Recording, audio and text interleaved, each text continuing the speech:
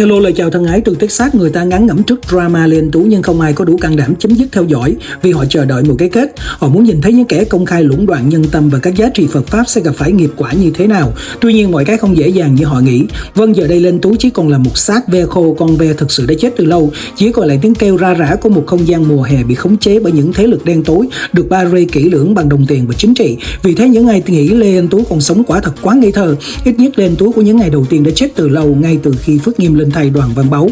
Hoặc có tối ví von rằng ông ta đã bán thân bất toại, đã trở thành người thực vật. Xét về mặt thái độ, tư cách liêm sĩ và tỉnh táo, các thế lực đen tối chỉ mượn ông ta như một hình nộm đất nung hoặc gỗ xốp, hoàn toàn không có giá trị cao quý nào, được sơn phết bằng những luận điệu chiêu trò, có đến 8 phần bị lung lạc bởi u mê và mù quáng nhằm trục lợi và rửa tiền.